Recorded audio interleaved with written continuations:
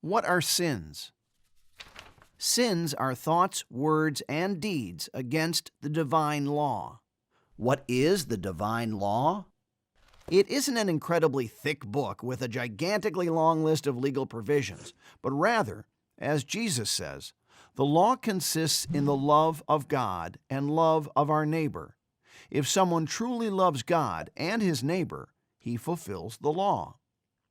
A sin, then, is an action that is against the love of God or the love of our neighbor. Now, there are sins that are completely against the love of God or neighbor and therefore destroy it. And then there are sins that only wound that love. In this way, we can differentiate between grave sins and lesser or venial sins.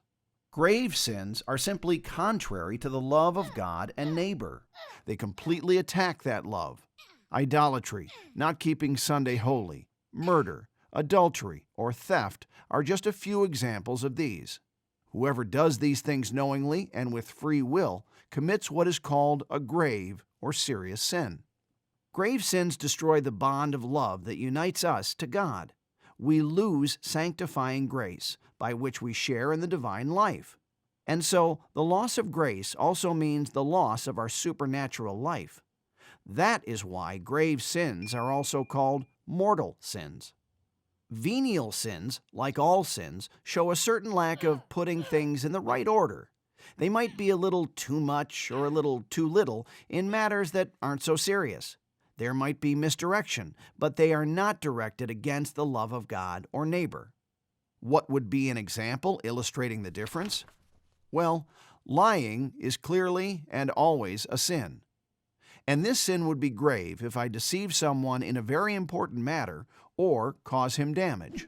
For example, if I sell someone a great house for a lot of money, though I'm well aware that in reality it's a dump, that's aimed directly against the love of neighbor. If, on the other hand, without the intention to hurt someone, I tell another person that I like his cello playing, even though I don't like cellos, then this would normally be considered a venial sin. Venial sins, then, are less serious because they don't destroy the love of God and neighbor. But all the same, that does not make them good.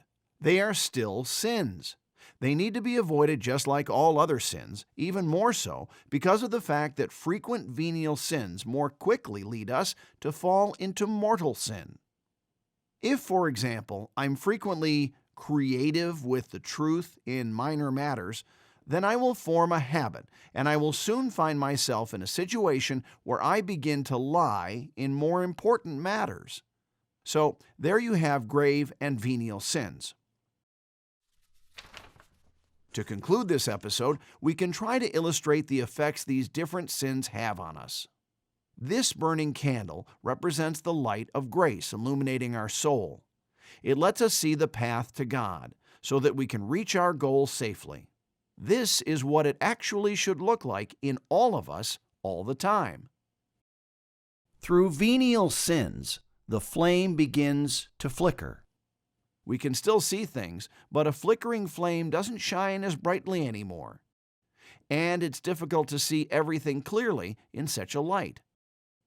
Anyone who has tried to read something in the light of a flickering candle knows what I mean. Through mortal sin, the light goes out completely. We are in the dark and are no longer able to progress towards God until light is restored to us. Or here's the thing once again using a different example. Living the life of grace means eating healthy. You grow and thrive. Venial sins are like undigestible food or too much of something, both of which will give you a stomach ache.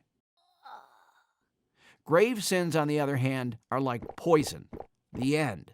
Game over. While with venial sins you can set matters right by acting rightly, with grave sins you need help from outside. And this help comes to us from God in the form of the sacrament of reconciliation, or confession.